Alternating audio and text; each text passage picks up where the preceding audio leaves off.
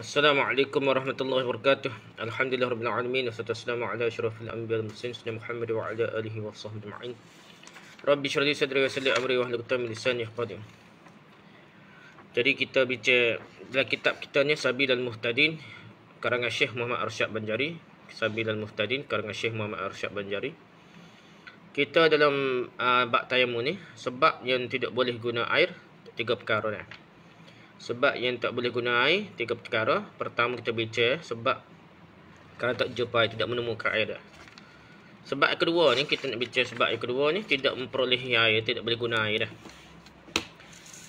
Tidak memperoleh air atau tidak boleh tidak memperoleh air atau tidak boleh guna air lah. Dua dan tiga. Lebih kurang dah. Okay, apalah kita baca. Okay, sebab yang kedua daripada segala sebab itu, bahawa berkehendak ia kepada air kerana dahaga dirinya atau dahaga haiwan yang muhtaram yang dihormati, dan jikalau pada masa yang lagi akan datang sekalipun, maksudnya bukan lah ni nak tengah hari ke esok kau nak, bahasanya roh diganti, tiada ganti baginya, maka dikerjakan ihtiyat berhati-hati baginya kerana melihara akan segala pekerjaan yang lagi akan datang. Tetapi jika berkehendak yang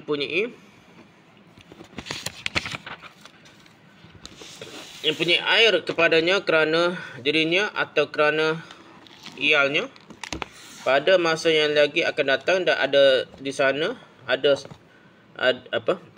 sana orang yang berkehendak kepadanya pada masa sekarang, wajiblah atasnya memberikan dia baginya kerana tahqiq hajatnya baginya, tahqiq hajatnya baginya. Dan harus bagi orang yang dahaga yang ada baginya air, bahawa memberikan airnya bagi orang yang lain yang dahaga tetapi sunat baginya. Jadi demikian itu jika sabar ia atas dahaganya, dan tiada harus bagi orang yang berkehendak kepada air akan taharah memberikan airnya bagi orang lain yang berkehendak kepada air kerana taharah. Dan jika ada hadasnya itu terlebih besar sekalipun, kerana bahawasanya yang pertama itu hak bagi dirinya sendiri, dan yang kedua bagi hak bagi Allah Ta'ala dah.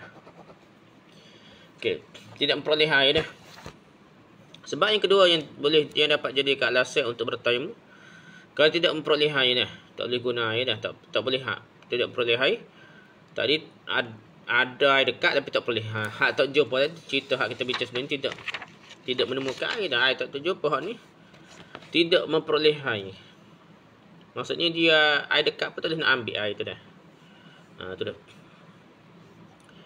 Sebab kedua dapat jadi alasan untuk bertayamum kerana tidak memperoleh air, dan apabila dipergunakannya air itu akan menyebabkan isteri akan kehausan. Dia sendiri dahaga lepas ni nak mati ke gitu dah.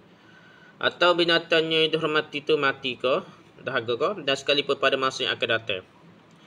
Bukan hari ni esok dahaga, takut esok tu cukup minum air dah. Jiwa tidak dapat diganti roh dah. Roh tadi kata tidak dapat diganti, kerana itu dilaksanakan ihtiyat, berhati-hati atau cadangan baginya kerana memelihara segala perbuatan yang akan datang. Dia berhati-hati untuk beringat-ingat untuk masa akan datang lah.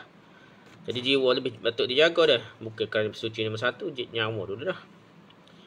Nak suci tu bila nyawa jaga dah. Tetapi kalau pemilik menghendaki air untuk keperluan dirinya atau keperluan keluarganya pada masa mendatang, sedangkan ada orang yang memerlukannya untuk masa sekarang, maka wajiblah memberikannya kerana keperluannya telah nyata kelihatan. Kita ni orang dahaga nak mati lala kau, kapur nanti nak mati lala, kita boleh beri dia. Dan boleh orang dalam keadaan haus yang memiliki air, bahawa ia memberikan air kepada orang lain yang juga kehausannya. Tetapi sunat baginya yang demikian itu jika ia sabar terhadap hausnya dah. Dia dahaga, dia sabar, dia beri ke orang lain. Maksudnya isar, lebih ke orang lain, tak apa lah molek lah. Dan tidak boleh orang yang memerlukan air untuk bersuci memberikan airnya kepada orang lain yang memerlukan air untuk bersuci, sekalipun hadas yang lebih besar. Kerana yang pertama adalah hak baginya, dan yang kedua hak bagi Allah Ta'ala dah. Jadi dia tak boleh beri kalau untuk kita tak boleh ambil semaya, kita berjimat, tiba di orang lain minta nak ambil buat semaya dia, tak boleh beri lah. Kerana untuk minum air dah, tak ada pedah beri air, minta minum air, hak kita untuk minum air kita ni beri ke orang lain tak ambil semaya. Pasal benda tu boleh ganti ni mana lain dah. Boleh tayamum lah, tak cukup untuk minum lah. Takut tak cukup untuk minum, guna air untuk minum lebih utama daripada guna untuk apa, taharah lah. Habis itu dah. Lepas tu Syahadana. Tiada diberati seorang menghimpunkan air musta'mal pada wuduk atau mandi kerana akan minuman haiwan yang muhtaram lain daripada binatang, kerana yang musta'mal itu mustaqzar, kotor lah. Ia pada uruf tapi wajib atasnya demikian itu kerana akan minuman binatang yang dahaga jika memadai ia akan dia. Dan wajib atasnya memberi minum binatang yang dahaga dengan air najis dan dihubungkan dengan air yang musta'mal, tiap-tiap air yang berubah dengan sesuatu yang mustaqzar, itu dia dikotori dah pada uruf, bersadahannya berubah dengan air maward. Dan tiada harus sebagai seorang minum air najis selama ada sertanya air yang suci, tetapi hendaklah ia minum air yang suci yang ada sertanya. Dan tayamum ia demikianlah yang tersebut dalam tuhfah ni. Okey, habis itulah. Okey, tidak dibebankan untuk mengumpulkan air yang musta'mal dalam berwuduk. Ambil kumpul air musta'mal sampai cukup kalau dah tak perlu dah. Atau mandi atau wuduk atau mandi dah untuk minuman makhluk yang dihormati selain daripada binatang. Kerana musta'mal itu termasuk kotoran menurut adatnya. Mustaqzar maksudnya kotor dah. Menurut adat, tapi wajib mengumpulnya kerana untuk diminum binatang yang kehausan jika jumlahnya cukup dah. Kalau untuk binatang bolehlah kumpul dah. Untuk kita ni tak boleh dah kumpul walaupun untuk minum, tapi binatang tak apalah dia. Dan wajib memberikan minuman atas binatang yang kehausan dengan air najis sekalipun dan digolongkan air berubah dengan sesuatu yang kotor ke dalam air musta'mal. Dia dah berbeza dengan air berubah seperti air mawar. Jadi kata boleh bui binatang ni air kotor najis tak apa asal kerja hidup dah. Tidak diperbolehkan minum air najis. Kita manusia tak boleh minum air najis selama masih ada air suci. Dia boleh minum air suci yang dibawanya, dan untuk bersuci ia boleh bertayamum. Jadi utamakan minum untuk dia bertaharah tu dia guna air tayamum saja, tak perlulah dia guna air untuk dia minum dah nah. Air minum tu lebih utama daripada bersuci kerana boleh tayamum dah. Demikianlah disebutkan dalam kitab tuhfah dah. Jadi tidak memperoleh air itu maksudnya ada air tapi boleh dapatkannya. Okey. Baca. Okey, seterusnya. Sebab yang ketiga.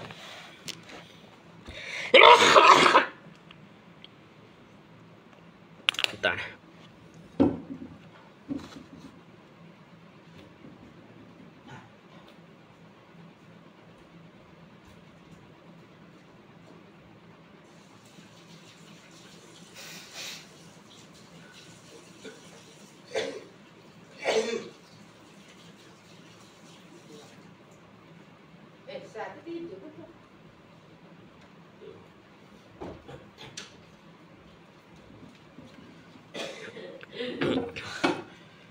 Sebab yang ketiga daripada segala sebab lemah, tak boleh guna air dah, takut daripada memakan air, akan kedatangan sakit atau bertambah sakit, atau lambat sembuh, atau hilang manfaat anggota seperti kurang penglihatan atau pendengaran, atau takut ia daripada memakai dia akan menjadi celah yang keji pada anggota yang zahir kerana firman Allah Ta'ala wa in kuntum marda hingga akhir ayat dah. Bermula anggota yang zahir itu barang yang nyata ia pada ketika khidmat pada ghalib seperti muka dan dua tangan. Kata setengah ulama iaitu barang yang tiada dibilangkan membuka, dia itu membinasakan bagi meruah. Dan dapat dikembalikan pula ini bagi qaul yang pertama dan keluar dengan kata celah. Yang keji celah yang sedikit seperti hitam bekas cacar dan keluar dengan kata anggota yang zahir daripada anggota yang batin. Maka takut akan yang demikian itu tiada mengharuskan akan tayamum. Bermula diperpegangi pada takut akan yang tersebut itu perkataan seorang yang adil pada riwayat. Bermula sangatnya dingin yang ditakuti itu, ditakuti daripadanya akan salah suatu daripada yang tersebut itu pada hal lemah ia daripada menghangat air atau daripada selimut badannya yang mengurangkan dingin, iaitu seperti takut akan umpama sakit jua pada mengharuskan tayamum. Kembali sekali. Jadi takut mempergunakan air. Sebab yang ketiga, takut mempergunakan air kerana akan mendatangkan penyakit atau penyakitnya akan lambat sial lah, atau kesembuhannya lambat, atau menyebabkan hilang manfaat anggota tubuhnya seperti penglihatannya rosak berkurangan atau pendengarannya rosak atau berkurangan. Atau kalau ia pergunakan air akan terjadi sesuatu mencacatkan anggota-anggotanya zahir lah, hanya lahir. Kerana itulah Allah Ta'ala firman, wa in kuntum marda aw ala safarin aw jaa ahadun minkum minal ghaid aw lamastum nisa falam tajidu ma'an fatayammamu. Dan jika kamu sakit atau dalam perjalanan atau kembali dari tempat buang air atau menyentuh perempuan lalu kamu tidak memperoleh air, maka bertayamumlah. Surah Maidah ayat 6. Jadi dimasukkan dengan anggota tubuh yang zahir ialah bahagian tubuh yang kebiasaannya dipergunakan seperti muka dan tangan.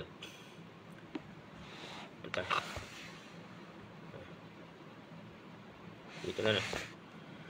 Jadi tubuh zahir ini biasanya muka tangan lah dah. Dan sebagai ulama berkata ialah bahagian tidak terhitung membukanya menyebabkan hilang ruah. Dan pendapat ini dapat dihimpunkan dengan pendapat pertama dah. Lebih kurang lah hilang ruah ke muka dan tangan ke dah. Jadi keluarkan dari kata cacat yang mencolok ialah cacat sedikit seperti bintik hitam bekas cacar dikeluarkan dari kata anggota lahir ialah anggota batin. Dan apabila ditakutkan anggota batin tidak diperbolehkan bertayamum. Dan keterangan yang dapat dijadikan anggota batin tidak diperboleh dan keterangan dapat jadikan alasan untuk tidak boleh memakai air ialah berdasarkan pendapat seorang adil. Kerana sangat dingin, dapat jadikan alasan untuk perbolehkan tayamum apabila tidak kuasa menghangatkan air atau tidak mempunyai selimut untuk menutupi sehingga dinginnya dapat berkurangan. Ini dapat disamakan dengan takut sakit yang menjadi alasan diperbolehkan bertayamum. Nanti ke mati dah, sakit pun boleh menyebabkan kesakitan dah. Lepas ni jadi penyakit kalau guna air sejuk, maka boleh membahayakan kesihatan, boleh dia tayamum dah. Syahadan. Apabila tertegah memakai air pada suatu anggota kerana penyakit ataupun luka, wajiblah atasnya tayamum, ganti daripada membasuh anggota yang sakit, supaya tiada sunyi anggotanya daripada taharah. Dan tak kala tayamum, hendaklah disapukannya tanah atas yang sakit dengan perlahan-lahan barang sedapatnya jika ada yang sakit itu pada anggota tayamum. Dan wajib pula atasnya membasuh anggota yang sahih, yang sihat, sama ada atas anggota yang sakit itu satir seperti jabirah, ada penutup dah. Jadi ditakuti daripada menggali dia akan mudarat atau tiada atasnya satir penutup dah. Kerana sabda Nabi SAW, "Idza amartukum bi amrin fa'tu minhu mastata'tum." Artinya, apabila aku suruh akan kamu dengan mengerjakan satu pekerjaan, maka bawa oleh kamu daripadanya barang sekuasa kamu, dan hendaklah ia perlahan-lahan pada membasuh anggota yang sahih yang sihat yang berhampiran bagi anggota yang sakit dengan menghantarkan perca yang basah ke kain basah dia pada hamparannya dan tegahnya atasnya supaya terbasuh dengan air yang titik daripadanya barang yang pada keliling anggota yang sakit supaya tiada mengalir air kepadanya. Dan jika ada atas yang sakit itu satir penutup yang memberi mudarat meninggali dia dan membuai dia, maka wajib pula serta yang demikian itu menyapu dengan air. Kan sekalian satir diganti daripada membasuh barang yang dibawa tepi satir daripada anggota yang sahih. Jika ada satir atau penutup tu yang menutup akan suatu daripada anggota yang sahih yang sihat yang keliling yang sakit sekadar istimsak seperti barang yang telah berlaku pada ghalibnya. Dan jika satir itu penutup itu menutup qadar yang sakit jua atau menutup ia akan yang lebih daripadanya daripada anggota yang sahih yang sihat, tapi telah dibasuh sekaliannya, tiadalah wajib menyapu satir pada dua masalah itu.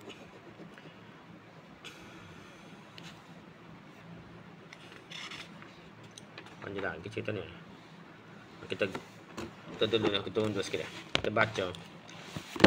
Rumi. Okey, kita tidak boleh mempergunakan air. Kalau tidak boleh mempergunakan air pada satu anggota baik kerana penyakit atau luka, maka wajiblah ia bertayamum. Sebagaimana ganti membasuh anggota yang sakit tadi ya. Agar seluruh anggotanya dapat disucikan. Dan pada saat bertayamum disapu dengan tanah di atas anggota yang sakit dengan perlahan-lahan. Dan seadanya kalau yang sakit tadi pada anggota yang wajib disapu. Dalam bertayamum, sedangkan anggota yang tidak kena penyakit tetap dibasuh. Baik anggota yang sakit tadi termasuk anggota tambahan seperti penyambung, anggota yang potong putus. Dia takutkan bukanya akan mendatangkan mudarat yang lebih bahaya atau pada anggota yang bukan tambahan. Nabi sallallahu alaihi wasallam bersabda, "Idza amartukum bi amrin fa'tu minhu mastata'tum."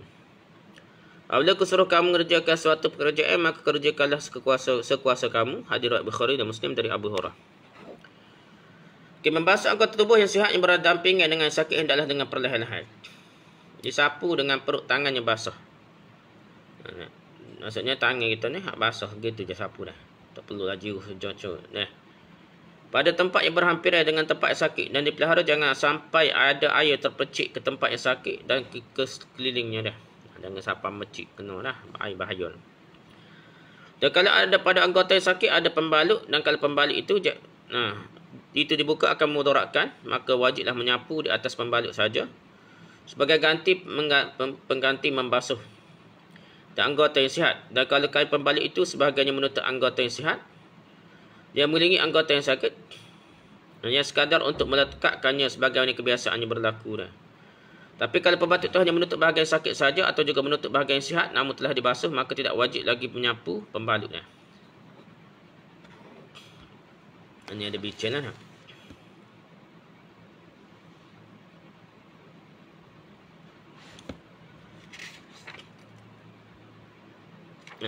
jadi ada perbincangan tentang jabirah apa ni orang sakit setengah mana dah. Seolah-olah mazhab kita ni seolah kena ambil tayamum dulu, ambil asmai dulu sebelum berubat lah. Apalah kita bincang lepas ni dah, kita urai lepas sikit lagi. Adapun jika ada satir itu tiada memberi mudarat meninggali dia dah, buai dia dah, maka wajib atasnya meninggali dia sampailah dibasuhnya barang yang di bawah satir penutup pembalut tu daripada anggotanya yang sahih, yang sihat, dan tiada wajib tertib bagi yang berhadas besar antara tayamum dan membasuh anggota yang sahih dan menyapu sekalian satir. Jika ada ia, maka harus baginya mendahulukan tayamum daripada membasuh anggota yang sahih, dan harus baginya mengkemudiankan dia, tetapi yang terutama mendahulukan tayamum supaya dihilangkan oleh air akan bekas tanah. Jadi apa kita baca? Adapun orang yang berhadas kecil, maka wajib atasnya tayamum waktu masuk membasuh yang sakit. Kerana melihara akan baginya tertib wuduk, maka tiada berpindah ia daripada anggota yang sakit hingga disempurnakannya membasuh yang sahih daripadanya dan tayamum daripada yang sakit dan menyapu atas satir jika ada ia, maka jika ada yang sakit itu pada muka, wajib mendahulukan tayamum dan membasuh yang sahih daripada muka atas membasuh sesuatu daripada dua tangannya.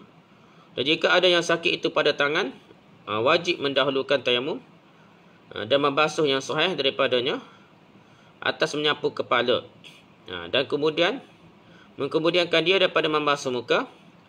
Dan jika ada yang sakit itu pada sekalian kepala, wajib mendahulukan tayamum daripadanya atas membasuh kaki dan mengkemudiankan dia daripada membasuh tangan. Tetapi tiada tertib antara tayamum pada muka dan antara membasuh yang sahih daripadanya dan menyapu atas satir jika ada. Payah sikit. Okey. Dan kalau pembalut itu dah, dia dapat dibuka lah. Kalau buka pembalut tu tak mudarat, tidak memberikan mudarat dengan membukanya, maka wajib membukanya agar dapat dibasuh bagi anggota yang sihat yang ada di bawah pembalut tadi. Dan tidak diperlukan tertib bagi yang berhadas besar antara bertayamum dan membasuh anggota yang sihat serta menyapu di atas pembalut. Jadi kalau tak ada besar, dia nak tayamum dulu sudah, lepas tu nak mandi wajib, lepas tu hatta pembalut tu sapu, ataupun sapu tayamum ke dia, tak kisahlah, dia tak kait dengan tertib lah untuk mandi wajib. Boleh juga mendahulukan tayamum, dia boleh juga dah, dan membasuh anggota yang sihat, dan boleh juga mendahulukan membasuh dan dari bertayamum dah. Boleh berlaku kalau mandi wajib dah. Oleh hadas besar. Tapi yang lebih utama mendahulukan bertayamum agar tanah bekas tayamum dapat dihilangkan dengan air basuh lah. Kalau moleknya tayamum dulu barulah mandi. Hak boleh mandi, hak lebih-lebih tu hak balut tu sapu ya gitu dah. Adapun orang yang berhadas kecil wajib bertayamum pada saat membasuh anggota yang sakit kerana melihara tertib dan wuduk. Ni masalahnya bab mazhab kita ni bincang dalam bab orang yang ada kecil dah. Ia kena buat serentak dengan mengikut itulah perbincangan ulama mazhab kita ni, buat serentak dengan tayamum. Ambil sembahyang tayamum tu serentak. Maka ia tidak boleh berpindah dari anggota yang sakit sampai selesai membasuh anggota tubuh yang sihat. Ditayamumkan di atas anggota tubuh yang sakit dan menyapu di atas pembalut. Kira gitu dah. Kena tayamum juga dan kena basuh hak mana boleh, hak lebih-lebih hak tak boleh guna air tu. Atau pembalut tu kena sapu lah. Tapi kena buat dua-dua lah. Molek ni tayamum dulu lah. Tapi kena ikut rotel, bukan tayamum muka tangan. Lepas tu baru sebenarnya tak. Masa lepas tayamum muka, basuh muka. Lepas tu tangan pula, tayamum tangan, baru basuh tangan dah. Dan jika sakit itu muka, maka wajib mendahulukan tayamum dan membasuh anggota yang sihat di muka dahulu dari membasuh tangan. Dan jika yang sakit itu tangan, wajib mendahulukan tayamum dari membasuh yang sakit. Tayamum dulu, tayamum tangan lah, berarti basuh yang sakit, dari menyapu kepala dah. Jadi jangan buat basuh sapu kepala dulu dah. You kena tayamum dulu, basuhlah tangan pula, lepas tu baru sapu kepala dah. Dan membasuh muka dah. Jika yang sakit itu tangan, wajib mendahulukan tayamum dari membasuh yang sakit, dari menyapu kepala dan membasuh muka pula dah. Dan jika yang sakit itu seluruh kepala, maka wajib mendahulukan tayamum di kepala dan membasuh kaki. Dan kemudian membasuh tangan, tetapi tidak diperlukan tertib antara tayamum dan membasuh bahagian yang sihat di muka dan menyapu di atas pembalut.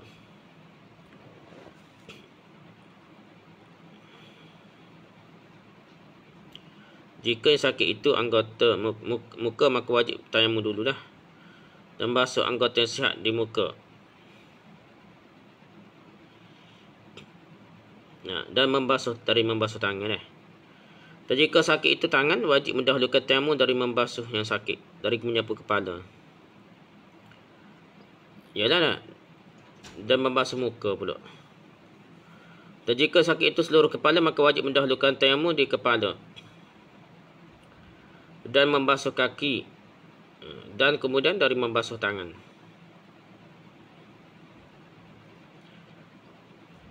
Tapi tidak perlukan tertib antara tayamum dan membasuh bahagian sihat di muka dan menyapu di atas pembalut.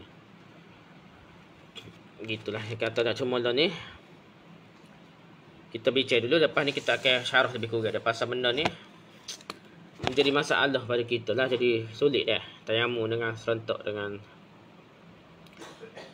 serentak dengan ambil semaya ni lah. Dan demikian lagi pada tangan dan pada kaki, maka harus mendahulukan tayamum pada tiap-tiap satu daripada anggota yang tiga atas membasuh anggota yang sahih, yang sihat daripadanya, dan harus mengkemudiankan dia daripadanya, dan harus menjadikan tayamum antara membasuh yang sahih, yang sihat, dan antara yang menyapu atas satir, atas pembalut, jika ada kerana anggota yang satu tiada tertib padanya, tetapi mendahulukan tayamum terutama, lebih utama bagi tayamum dulu, dan berbilanglah tayamum sebab berbilang anggota yang sakit. Maka apabila tertegah memakai air daripada dua anggota maka wajib dua tayamum, atau pada tiga anggota maka wajib tiga tayamum. Dia kata gitu dah. Atau pada empat anggota maka wajib empat tayamum. Jika melengkapi sakit itu akan sekalian kepala, dan juga jika tiada melengkapi ia akan dia, maka wajib tiga tayamum. Kerana bahawasanya kepala membadai menyapu yang sahih daripadanya, dan jika melengkapi sakit itu akan anggota yang empat, maka wajib satu tayamum jua ganti daripada wuduk kerana gugur tertib. Dan jika melengkapi sakit itu akan tiga anggota yang lain daripada kepala, wajib dua tayamum, satu tayamum daripada muka dan dua tangan. Kerana gugur wajib membasuh keduanya yang menghendaki Ia bagi gugur tertib keduanya dan wajib menyapu setengah kepala kemudian daripada tayamum dan satu tayamum daripada dua kaki. Bermula dua tangan itu dibilang satu anggota jua. Dan demikian lagi dua kaki dan sunnah menjadikan dua tangan seperti dua anggota dan demikian lagi dua kaki. Dan barang siapa tayamum ia kerana mengerjakan fardu yang lain daripada hal belum ia berhadas. Pada dah sekat tu dah. Biar minyak bahak ni dah. Okey. Demikian juga berlaku pada tangan dan kaki. Boleh mendahulukan tayamum pada anggota tersebut dari membasuh yang sihat. Dan antara menyapu di atas pembalut, kena tayamum dulu dah. Dan kalau satu anggota tidak dilaksanakan tertib, namun lebih baik mendahulukan tayamum. Demikian juga tayamum boleh diadakan beberapa kali pada anggota sakit. Maka kalau tidak dapat mempergunakan air pada dua anggota, maka wajib dua kali tayamum. Dua anggota dah. Dua anggota tak boleh guna. Tangan kanan kiri, tangan kaki kau. Nah. Maka dua kali kata dah. Nampak dah. Dua kali tayamum. Atau pada tiga anggota maka wajib tiga kali tayamum. Dan atau empat anggota maka wajib empat kali tayamum. Contohnya tangan dua, kaki dua dah. Empat. Nah. Kena empat kali tayamum kata dah. Dan jika sakit itu seluruh kepala. Dah. Kalau seluruh kepala, empat kali tayamum juga dah. Jika tidak seluruh kepala, maka tiga kali tayamum nak. Akan sebahagian kepala. Maka kerana menyapu kepala cukup hanya menyapu bahagian yang sihat saja. Dan kalau sakit itu seluruh anggota yang empat, maka wajib satu tayamum. Saja sebagai pengganti wuduk. Pula dah. Seluruh anggota. Nah, satu tayamum pula dah. Kata dah. Cerita ni detail sangat. Penting ni kita kira. Ya orang sakit ni tak boleh banyak kali tak. Tayamum pun letih. Nak ambil semaya letih dia. Ni jadi kau susah dah. Betul kot agama ni jadi kau susah dah. Sepatutnya orang sakit ni lebih mudah. Kata tayamum saja dah. Sebab itu ulama kontemporari dah. Ulama moden ke apa dah. Dr. Yusuf Qadawi ke apa. Dia tak setuju. Ni jenis-jenis ni detail sangat dah. Saya kalau baca fiqah taharah dah. Jadi kita kena mudah lah dah. Tayamum lah. Kalau sapu lah saja. Tak payah lah tayamum. Tak nak topel sekali je. Kalau boleh sapu saja, tak perlu tayamum dah. Gitulah nak. Tak sepakat lah benda gini, kita akan jadi susah agama dah. Kerana tertib dia lagi diperlukan dan kalau yang sakit seluruh anggota yang tiga selain dari kepala, maka wajib satu tayamum di muka dan di tangan. Kerana tidaklah wajib membasuh kedua anggota tadi yang tidak memerlukan tertib. Dan wajib menyapu sebahagian kepala sesudah bertayamum dan satu tayamum pada kaki. Nah. Tayamum tu kerana kaki lah. Pada kaki mana tayamum ni muka tangan dah. Kaki tu cedera balut dah. Maka kena tayamum pula dia kata dah. Kedua tangan dihitung satu anggota dan demikian juga kedua kaki dan sunat menjadikan kedua tangan seperti dua anggota. Seperti demikian juga dua anggota kaki dah. Jadi dua anggota. Gitulah cerita dia. Dah. Jadi kita bincang panjang-panjang pun kita tahu saja dah. Tapi hakikatnya kita tak mampu nak buat. Jadi menyusahkan. Ikutlah Tok Guru Pondok Ustaz. Hak nak pergi kemah pendapat ni ikut dia lah. Kita ke apa kena cerita fatwa yang mudah sikit. Terutama sakit. Nak tayamum pun susah. Nak ambil semayang pun susah. Dia pilih. Kalau dia sapu atas pembalut dia. Pada sapu pun lah cara tayamum nak. Kalau dia nak ambil tayamum saja dah. Tak payahlah ambil semayang. Pilih salah satu saja dah. Jadi ya... Pakai kek dia sangat lah. Dia takut nak guna tayamum saja. Sebab ada air. Itu cerita dia dah. Ulama mazhab Syafi'i ni. Dia kiranya ada air. Macam mana dah. Sedangkan air ada. Cuma lah ni dia tak boleh guna. Bukan tak boleh guna berlaku. Tempat sakit tak boleh guna dah. Tapi kita nak faham lah. Ada orang sahabat. Dalam hadis tu dah. Sahabat tak boleh mandi wajib. Dan memang ada hadis lah. Sebenarnya kita tak nafikan ada hadis. Ada hadis yang serentak yang kita tak nafikan juga dah. Dia ada tayamum lah. Ada satu hadis tu tayamum. Tapi tak jelas mana lah. Tambahan tu ulama pengkaji hadis kata tambahan cerita pasal tayamum dengan mandi wajib tu sekali serentak. Tayamum tu ada kedaifan lah, Jadi tayamum enggak tayamum saja dak. Tak payah dah ambil semaya. Kalau ambil semaya tak payah tayamum. Kalau mandi wajib sapu tempat sakit tak payah. Tayamum nak gitulah buat sekarang mana boleh dah. Jangan kita menukar ke dengan fatwa yang payah gini nah. Kecuali ustaz-ustaz hebat tu buatlah pandai dah. Untuk apa ni kita suruh orang ni asal boleh semaya wujud dah, alhamdulillah. Jadi biarlah dia mudah ke antara tayamum saja ataupun ambil semaya sapu atas pembalut dia. Syahadat barang siapa tayamum ia kerana mengerjakan fardu yang lain padahal belum ia berhadas lagi, tiada wajib atas dia mengulangi membasuh. Dia tiada mengulangi menyapu kerana kekal taharahnya dengan dalil harus dikerjakannya dengan dia sembahyang sunat. Dan hanya sahnya wajib mengulangi tayamum kerana bahawasanya ia taharah yang dhaif, yang lemah. Jadi kerjakan dia dengan dia melainkan satu fardu jua seperti yang lain yang lagi akan datang kenyataannya. Adapun jika ada ia sudah berhadas, wajib atasnya mengulangi sekalian barang yang telah tersebut itu, maka hendaklah diulanginya membasuh yang sahih daripada segala anggota wuduk. Dan tayamun ia daripada anggota yang sakit pada waktu membasuh dia dan disapunya dengan air atas sekalian satir penutup pembalut tu jika ada ia. Jika ada yang sakit itu pada lain daripada anggota wuduk, hendaklah tayamum yang berhadas besar daripada hadasnya dan hendaklah mengambil wuduk yang berhadas besar daripada hadasnya. Gitu lebih kurang dah. Kita baca dulu sudah. Para siapa bertayamum kerana mengerjakan fardu lain padahal ia belum berhadas lagi, maka tidak wajib mengulangi membasuh dan menyapu. Kerana taharah yang terdahulu masih ada dengan alasan bahawa ia boleh mengerjakan solat sunat dan hanya wajib mengulangi tayamum kerana tayamum adalah bentuk taharah yang lemah.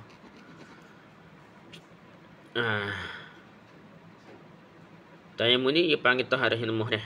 Jadi dia kena ulas semula apabila masuk waktu lah. Tak masuk waktu tak wajib. Sunat pun apa? Kali nak perbaharui wuduk kita kata pun, kalau dia masih tidak batal, tak perbaharui wuduk dia pun tidak perlu sapu tepat air sapu dah tadi lah. Gitu dia kata dah.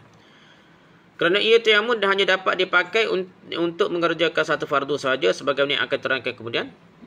Kalau ia sudah berhadas, wajib atasnya mengulangi seluruhnya semula. Hendaklah diulanginya membasuh anggota yang sihat daripada anggota wuduk. Dan tayamum pada anggota yang sakit pada saat membasuhnya dan disapu air di atas pembalut.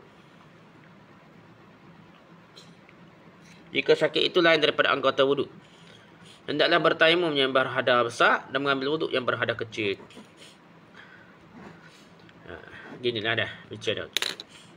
Kalau kita ni nak tayamum jugalah nak. Walaupun dia suruh buat serentak ke apa, tertib. Sebenarnya dalil tertib tak jelas juga ni. Memang ada dalil tu, ada perbahasan lah dalil tu, tapi memang yang ada tambah itu adalah syas, ada ganji ni.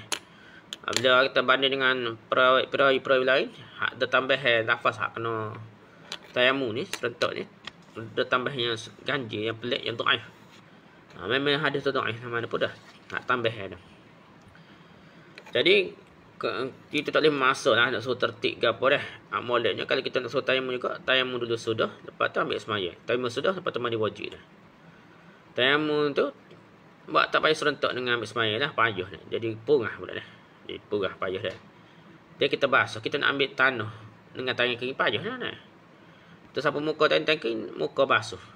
Lepas tu tangan basuh nak ambil tanah pula nak basuh tangan dah. Dan kita nak faham jumhur ulama selain mazhab kita ni banyak kan ulama termasuk dari Imam Bukhari ke apa, dia sapu muka dengan tangan sekat ni je. Bukan pasal ni lah. Itulah ramah pengamah hadis pun sahih. Kalau kita tengok hadis tu lebih kuat daripada hadis hak kita ni, tak hal lain tu lemah ni. Sampai tangan siku ni, sekat tangan ni. Kalau kira hadis Imam Bukhari pun gitu. Hadis ulama ramah dan mazhab Hambali ke apa, pilih sekat tu je ni. Jadi oleh sebab itu kita ni kalau tayamum moleknya dah untuk tidak menyusahkan orang sakit ni, bukan main-main ni orang sakit ni. Tayamum dulu, lepas tu baru ambil semaya, sapu atas lebih-lebih. Ada kali nak tayamum. Kalau tidak kak, kalau sulit kak, tak sepakai mazhab kita lah, pakai mazhab lain. Kalau kita nak cari tanah pula masalah dah. Kita dah sepitan cari tanah pula masalah. Kita boleh pergi bilik air jambil. Ada tanah ke apa ke, tak bui ke debu ke apa ke, payah rohak ada kita. Kita ambil semaya, sapu je atas tempat sakit dah. Sapu je tempat balut ke apa tu. Gitulah. Nak gana dah. Sekarang memang mampu saja dah. Lebih-lebih tu dia kita cat kan, baru kita basuh mula dah. Masa sakit tu kita sapu dah. Ada pendapat kata nak qada semula pun menyusahkan. Kalau sakit berbulan dah, kaki balut bulan, 3 bulan dah pakai patah dah. Cakap nak qada bah 3 bulan, sebulan, 2 bulan letih dah. Jadi kita kira sapu atas kaki tu. Kira dia boleh dah semaya dah. Ambillah pendapat yang ringan bagi umat dah. Jangan kita menyusahkan umat. Wallahu a'lam. Subhanakallahumma wa bihamdika, subhanakallahumma wa bihamdika. Assalamualaikum warahmatullahi wabarakatuh.